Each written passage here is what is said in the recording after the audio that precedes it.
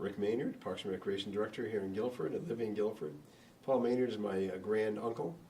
Paul Maynard, a soldier from Torrington, Connecticut, fought in World War I and died on the last day of battle on November 11th, 1918, now known as Veterans Day. He was a patriot. He wanted to be back there on that battlefield. I've read all of them. I think there are about 36, maybe roughly 3 dozen letters in there.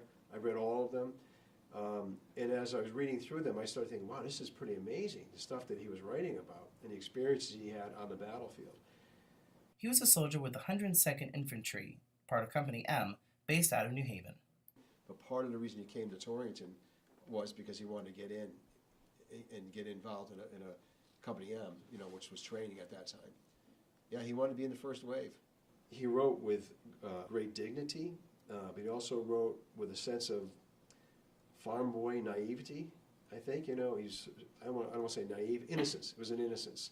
He wrote with, one quote here was, "My company needs me, and the sooner I get there, the better it will suit me." I'm giving you some ideas I have that I picked up in these letters of the character of Paul Maynard, country farm boy, loving son, trusted God, a patriot, and a hero. July 4th, 1918. I'm feeling fine now, and I feel pretty proud that I can stand much after what I went through. He wished his brother a happy birthday. His birthday was July 6th, 2 days later. And then he asked, how's the garden at home? His final letter, November 4th, 1918. This is a week before he was killed. Well, Glenn was my grandfather, I thought a number of times recently I would never be able to write home again. We have had a hard time on this front and will be glad when it's over with. His final letter closed with, I am proud of my brother, and if I can do anything for you in any way, I'll try to do it. Write often, and don't forget your old chum.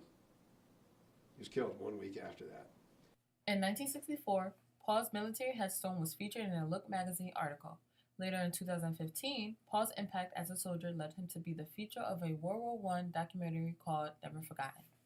To me, he's alive in the letters. Going to a grave is not as important to me than the life I see in the letters that he wrote. As a Maynard family, we're honored that our relative was chosen to represent, but in no way do we intend this to make it look like, hey, wow, this is all about the Maynard family. This is about all the people who died in World War I.